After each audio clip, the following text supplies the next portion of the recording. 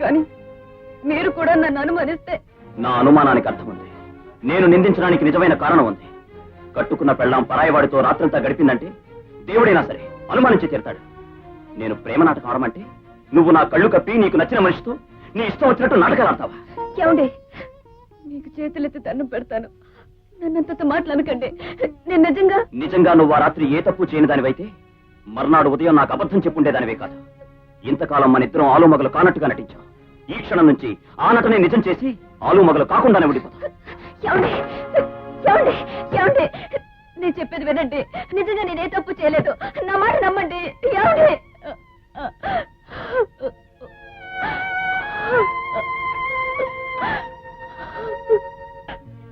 ఏం మహాతల్లి, శోకదేవతలా ఉంటే జాలి పడిపోయి ఏమీ అనమనే?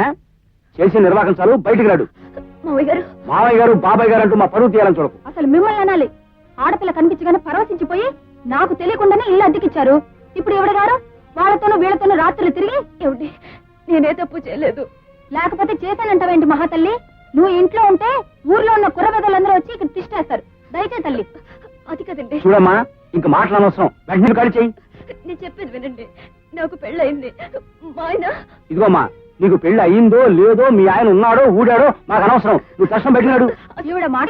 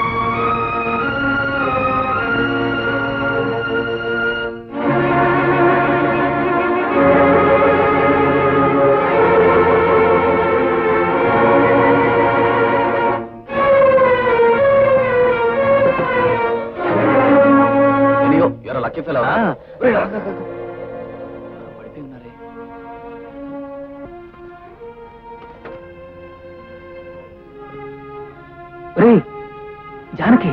అవును, ఇక్కడ పడిపోయింది ఏమిటి? జానక్ గారు, జానక్ గారు, జానక్ గారు. ఒరే, ఒళ్ళు కాలిపోతుందిరా. ఓపెన్ చేయి. నువ్వు డాక్టర్ దగ్గరికి వెళ్ళి ఆయన మా ఇంటికి తీసుకొచ్చి, అలాగే ఈవిడ మా ఇంటికి తీసుకెళ్తాను. Okay okay.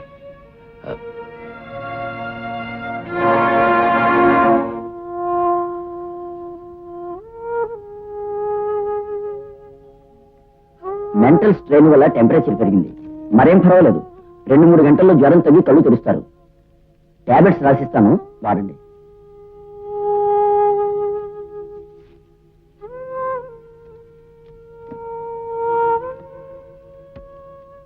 Nothing to worry. వస్తాను. Thank you. ఏం పర్వాలేదు. అమ్మా, నేను వెళ్ళి టాబ్లెట్స్ తీసుకొస్తాను. జానకిని జాగ్రత్త చూస్తాను. అలాగే బాబు. పదరా.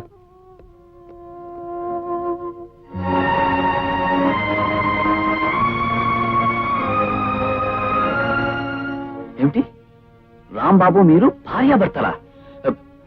ఏమిటి జానక్ గారు, మీరు చెప్పేది నిజమా? అవును సుధాకర్ గారు. అగ్ని సాక్షిగా పెద్దల ముందు ఆయన నాకు కట్టిన తాళి. అర్థం లేని ప్రేమ నాటకం ఏదో ఒక నానార్థం తెస్తుందని నేను భయపడుతూనే ఉన్నాను. అనుకున్నట్టే జరిగింది. ఆయన నన్ను అనుమానించి ఇక నా ముఖం కూడా చూడన్నారు. నీ చేత నాటకం ఆడించిందే కాకుండా మిమ్మల్ని అనుమానించాడా? ఎందుకు? నిర్దోషైన ప్రసాద్ కోసం ల్యాబ్ లో రాత్రంతా ఉన్నానని కోర్టులో సాక్ష్యం చెప్పాను. నేనే పాపం చేయకపోయినా ఆ రాత్రి నేనేదో తప్పు చేశానని ఆయన నన్ను అనుమానించారు. నన్ను క్షమించండి. మీకింత అన్యాయం జరగడానికి కారణం నేను. మంచి మనసుతో నన్ను రక్షించిన కారణంగా మీ కాపురం నాశనమైంది. మీకు జరిగిన అనర్థాన్ని సరిదిద్దవలసిన బాధ్యత నాది. రాంబాబుని కలిసి నిజం చెప్పి దగ్గరికి తీసుకొస్తాను. అవును ప్రసాద్, అనుమానంతో మూసిపోయిన రాంబాబు కళ్ళు ఎలాగైనా తెరిపించాలి. ఒరే రాంబాబు, ఇడియట్లే బిహేవ్ చేస్తావేంటి? తనకి జానకి మధ్య నైట్ ల్యాబ్ లో ఏమీ జరగలేని ప్రమాణం చేసి చెప్తున్నా వినవేంటి? అవును రాంబాబు, నువ్వు అనవసరంగా జానకిని అనుమానిస్తున్నావు. తప్పు చేసిన ప్రతి వెధవ ఇలాంటి నీతి కబుర్లే చెప్తాడు. మళ్ళీ ఇంకోసారి నా కళ్ళ ముందు కనపడ్డావు, నీ ప్రాణాలు తీస్తాను. రాంబాబు, వాడింత మూర్ఖంగా ప్రవర్తిస్తాడని ఎప్పుడు అనుకోలేదు. కనీసం ప్రసాద్ చెప్పేది కనుకుండా ఆవేశంతో పిచ్చివాళ్ళ ప్రవర్తించాడు. వాడికి ఎలా నచ్చ చెప్పాలో నాకు అర్థం కావట్లేదు. ఆయనకి ఎవరు చెప్పినా నిజాన్ని నమ్మరు. నా జీవితంలో అంతమైపోవాలని రాసి పెట్టాడేమో దేవుడు.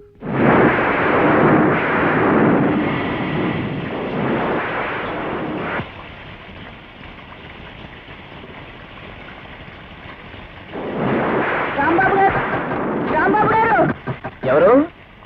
ఎవరిది? తలుపు తెరవండి. ఈ టైంలో మా స్నేహితురాలతో సెకండ్ షో సినిమాకి వెళ్ళానండి. తను హాస్టల్ దగ్గర దింపేసి రిక్షాలో వస్తుంది. మధ్యలో ఒకరికి రిక్షా అయిపోయిందండి.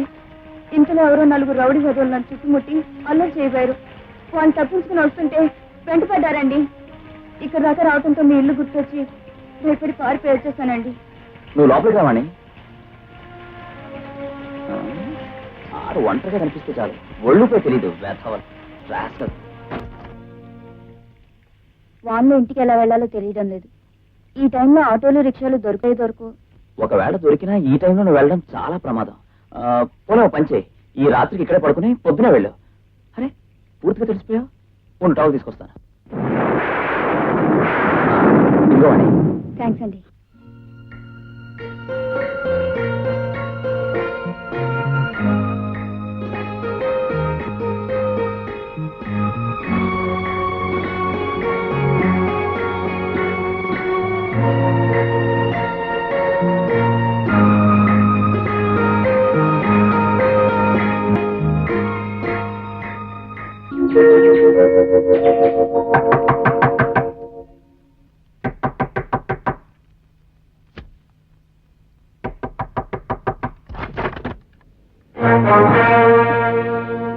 తాతయ్య, నాన్న, ఏమిటి హఠాత్తుగా ఎలా వచ్చారు? ఏముందిరా, నువ్వు అమ్మాయి ఎలా కాపురం చేస్తున్నారో ఓసారి కళ్ళారా చూద్దామని. ఇంతకు అమ్మాయి ఏది? జానకి, అమ్మాయి జానకి. జానకి లేదు. జానకి లేదా? మరి ఈ అమ్మాయి ఎవరా? ఈ అమ్మాయి వాణి అని మా కాలేజీలో చదువుతోంది.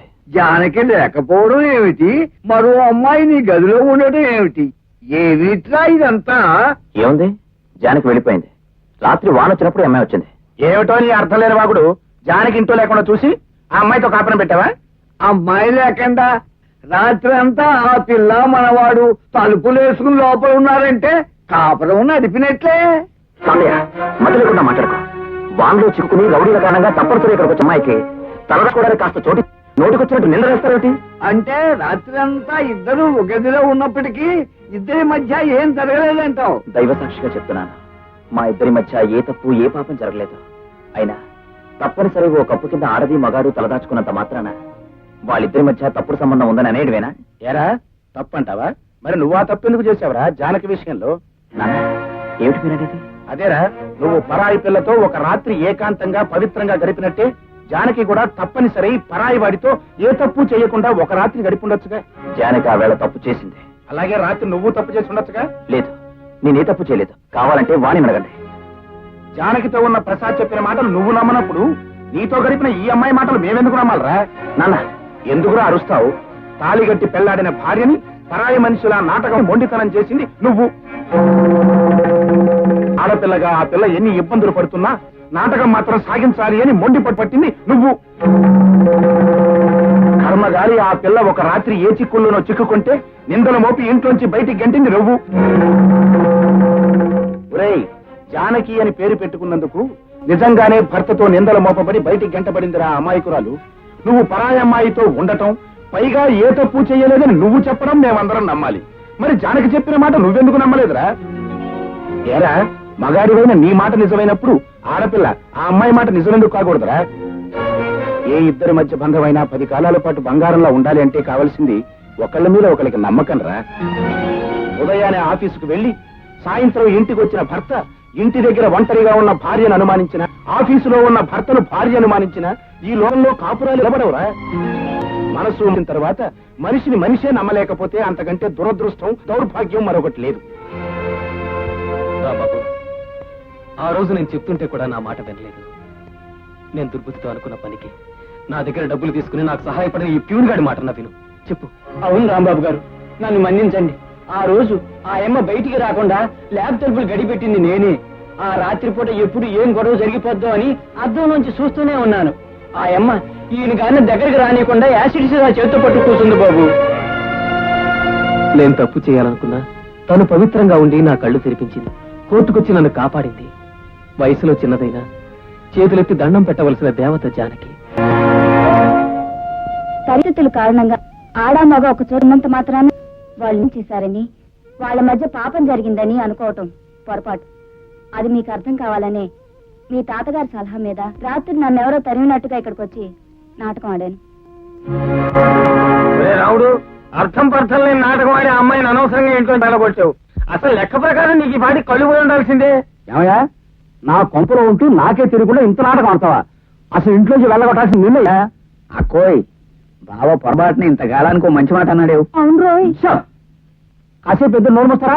ఏనా ఇప్పటికైనా నీ కళ్ళు తెరుచుకున్నాయా?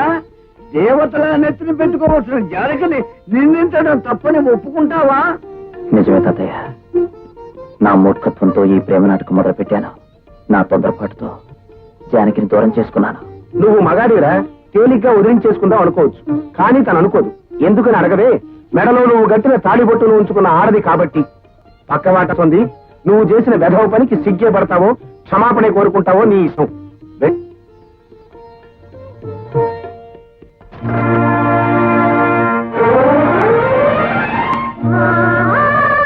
స్వాగతమో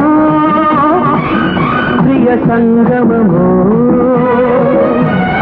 అమ్మాయి అందాలకి ఉజ్జాయి పర్వాలకి, నీ వంపు సొంపుల్లో హంపి శిల్పమే, నీ అంద చందాల హంసనాట్యమే, ఇందోళ రాగాలు చిందేట